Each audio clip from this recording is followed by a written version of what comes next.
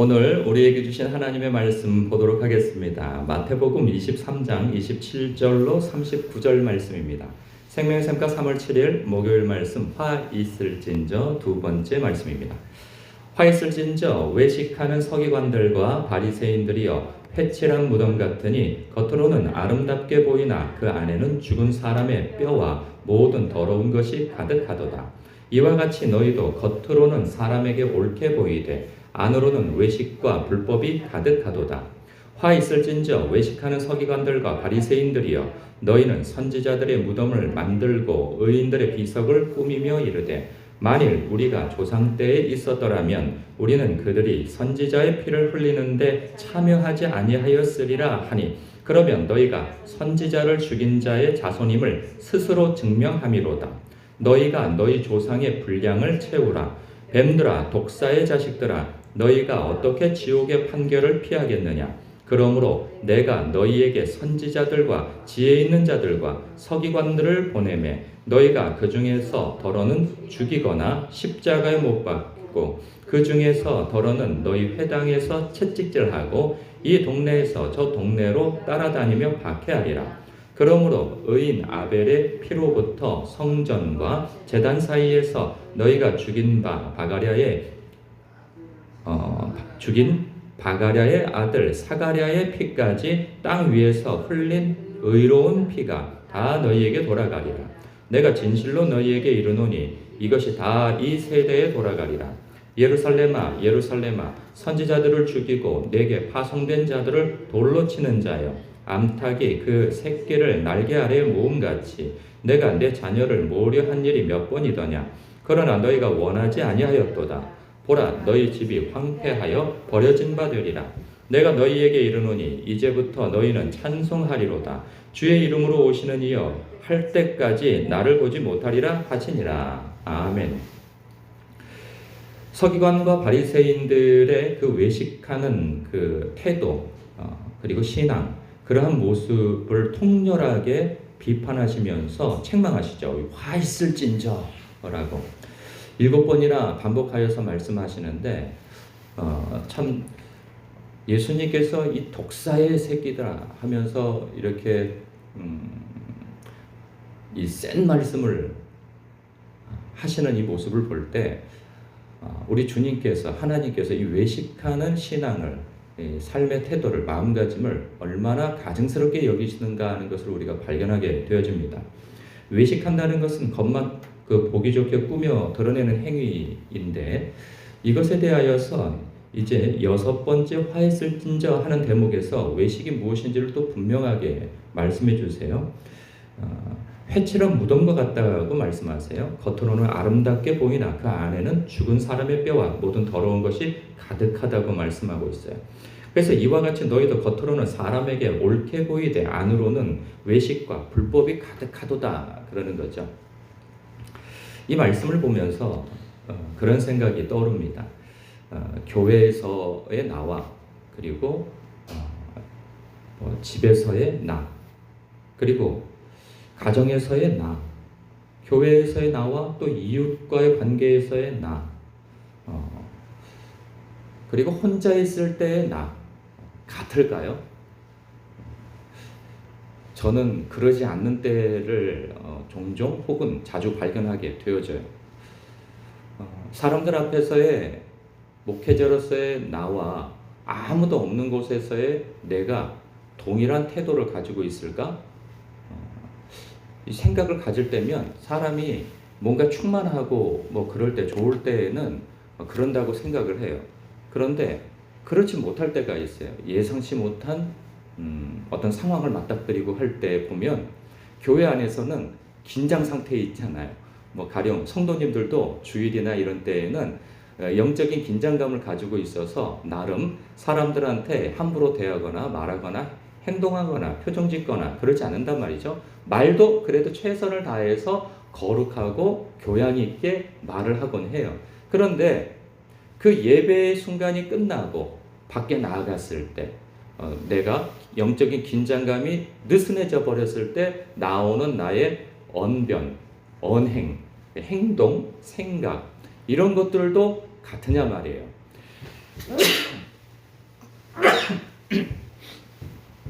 그렇지 않는 것을 발견한단 말이죠.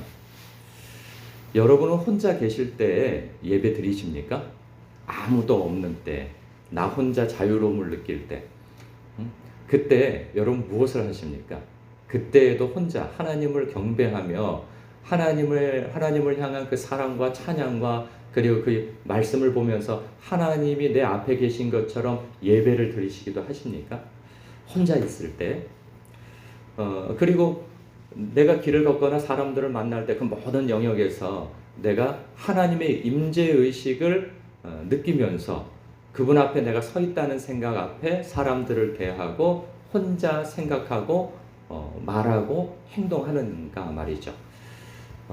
이 말씀을 대하면서 어쩌면 이 서기관과 바리새인들은 이 예수님의 말씀을 듣고도 이들은 자신들이 그러하다는 것을 알아차리지를 못해요.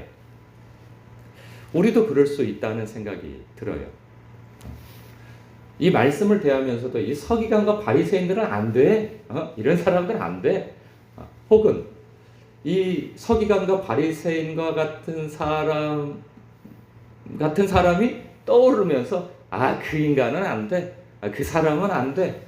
이러고 있지만 정작 자기 자신에 대해서는 놓쳐버리고 있는 것은 아닌가 하는 생각이에요. 이런 부분에 있어서 우리가 하나님의 임재의식을 갖지 못하면 우리는 언제라도 외식하는 사람이 되어질 수 있다는 거죠. 자기 자신에 대해서 볼 수 없어요. 왜 그러냐 하면 하나님은 빛이세요. 사람은 어둠 가운데 자기 자신을 볼 수가 없어요. 자기 자신을 성찰할 수가 없고요. 그런데 하나님은 빛이시거든요. 그 빛 가운데 내가 놓여 있으면 그래도 거울을 보지 않는다 할지라도 나 자신을 돌아보아 내가 지금 옳지 않아 라는 것을 알 수 있거든요. 그런데 주님의 임재의 빛이 내게 없으면 자기 잘난 맛에 살아가요. 왜냐하면 자기 더러움을 보지 못하거든요. 그러니까 다른 사람의 더러움만 보지 나의 더러움은 보질 않아요. 그래서 우리는 악다구니를 부리기도 하고 그리고 다른 사람을 쉽게 정죄하고 판단하고 하지만 나 자신에 대해서는 너무나도 모르는 상태에 있게 되어진단 말이죠. 그래서 우리는 늘 하나님의 임재의식 속에 살아가야 된다는 거예요. 말씀을 볼 때이든지 말씀을 읽는 것이 전부가 아니에요. 말씀을 읽고 머물러 묵상하여 곱씹어 주님과 인격적인 교제를 나눠야 되는 것이죠. 기도도 마찬가지죠. 나의 말을 많이 쏟아놓는다고 해서 기도가 아니죠. 주님이 내게 뭐라고 말씀하시는가 머물러 들으려고 하는 태도와 마음가짐을 가져야 하는 것이죠. 그래서 늘 주님께 젖어 들어가야 한다는 거예요. 우리가 겉과 속이 다를 수 있어요. 그러나 정말 외식하는 사람이 되지 않으려면 주님께 젖어들고 주님의 임재의식 가운데 있으면 알아차려요. 내가 뭔가 잘못됐구나 라는 것을 알아차리게 된단 말이죠. 그러니까 아차하는 생각이 든단 말이에요. 근데 이 아차하는 생각조차도 들지 않는다면 이건 치명적인 문제인 것이죠. 그래서 우리가 늘 하나님의 임재의식 속에 있으려고 말씀을 읽을 때이든 기도할 때이든 혹은 내가 혼자 있을 때이든 사람들 앞에 있을 때이든 늘 주님을 의식하는 삶을 살아가야 한다는 것이죠. 이것이 너무나도 중요합니다. 7번째 화 있을진저 하면서 그들의 실상을 또 고발하고 계세요. 너희들은 조상들에 대하여서 왜냐하면 그들의 조상들이 하나님의 선지자들을 무수히 박해했거든요. 하나님의 선지자들이 하나님의 말씀을 가지고 대언할 때 그들을 돌로 쳐서 죽이던가 아니면 유배를 보내든가 혹은 그들에 대하여서 아주 무시하고 그리고 대적을 하는 일들이 많았죠. 그러한 그 자신들의 조상을 보면서 이 바리새인과 서기관들은 이 무지해서 그런다고 말씀을 몰라서 그런다고 하면서 왜 그들은 율법을 가까이 하고 늘 율법에 따라서 살려고 몸부림치는 사람들이니까 어찌 이렇게 행동할 수 있느냐 말이지 하면서 자신들의 조상의 그 무지함과 불순종에 대하여서 비판하고 판단하고 정죄하지만 정작 자기 자신들은 보지 못한다는 거예요. 그것이 무엇이냐면 세례 요한이 그리고 그들이 그렇게 많이 읽고 연구하고 했던 그 성경에서 가르친 분이 바로 예수 그리스도이신데 그 예수 그리스도 이전에 세례 요한이 온다 하는 것도 성경 속에 있고 와서 예수님 예비하여서 그가 그리스도임을 만천하에 드러냄에도 불구하고 그들은 교만하여서 세례 요한의 그 증거조차도 듣지 않았다는 거죠. 그래서 3년 반 동안 예수님께서 끊임없이 당신의 그리스도 되심을 말씀으로 여러 기사와 표적으로 알려주셨음에도 불구하고 그들은 듣지를 않는다는 사실이죠. 듣지 않는 정도가 아니라 대적을 하고 심지어는 죽이려고 든단 말이죠. 그런 부분에 있어서 32절에 너희가 너희 조상의 분량을 채우라. 이 뱀들아 독사의 새끼들아 너희가 어떻게 지옥의 판결을 피하겠느냐 하는 거예요. 그러니까 예수님을 대적하고 있는 그들의 모습을 꼬집어 지금 예수님께서 크게 책망하시는 거죠.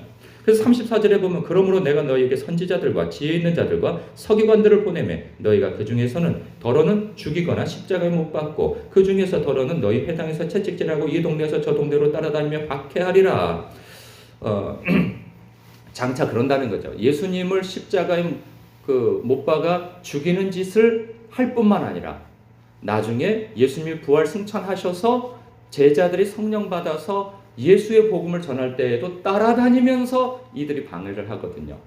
사도행전 보면은 나오잖아요. 그런 것처럼 그들이 그렇게 해 나가는 것 때문에 결국은 불순종의 끝이 무엇인가 멸망이라는 거죠. 불과 한 40년이 채 지나지 않아서 이스라엘은 또 예루살렘은 철저하게 로마에게 짓밟히게 되어져요. 그래서 백성들은 다 뿔뿔이 흩어지고 포로로 잡혀가고 그렇게 되어지는 아주 비참한 지경에 이르게 되어지죠. 이 말씀을 보면서 그런 생각이 듭니다. 이들의 조상도 그랬고 이 바리새인과 서기관들도 그렇고 특히나 바리새인과 서기관들은 교만해서 듣지를 않아요. 왜? 아는 게 너무 많아서 그래요. 아는 게. 실제로 아는 것이 그걸 뭐라죠? 헛똑똑이인 거죠. 주님 앞에서 헛똑똑이. 그렇게 말씀을 많이 본다고 하고 그렇게 예배를 많이 드린다고 하고 그리고 민족의 어른이라고 하고 교사라고 하고 하면서 그것 때문에 다른 사람의 말을 듣지를 않는 거예요. 영적인 사람들의 말을 듣지를 않는 것이죠. 우리도 그럴 수 있습니다. 여러분, 우리의 직분이 높아진 까닭에 다른 사람의 충언을 듣지 않고 영적인 사람의 말을 듣지 않을 수 있어요. 누누이 말씀드리지만 저 같은 목사 같은 사람들이 가장 그 함정에 빠져 있어요. 왜? 다른 사람보다 많이 말씀을 본다고 생각하기 때문에 다른 사람들보다 많이 기도한다고 생각하기 때문에 그래서 다른 사람을 가르치려고 들지 내가 가르침을 받으려고 하지 않아요.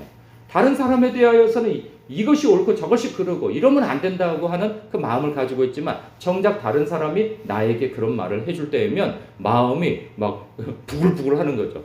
나한테 어떻게 감히 그런 말을 할 수 있어 하면서 말이죠. 정말 그래요. 그러면 목사만 그러느냐? 아니에요. 장로님도 그럴 수 있고요. 권사님도 그럴 수 있고 집사님도 그럴 수 있어요. 그러면 직분자만 그러느냐? 아니에요. 성도님들도 그럴 수 있어요. 내가 그래도 먼저 교회 나왔는데 내가 나이가 더 많은데 나를 무시해? 나를 가르치려고 들어? 그런단 말이죠. 사람들은요. 다른 사람의 가르침이나 그 충언과 그 충고를 들으려고 하질 않아요. 그러면 기분부터 상하는 거죠. 내가 가르쳐도 너를 가르쳐야 되는데 네가 나를 가르쳐? 이제 이런 억하심정이 생기는 거죠. 그런데 이 바리새인과 서기관들이 그렇다는 거예요.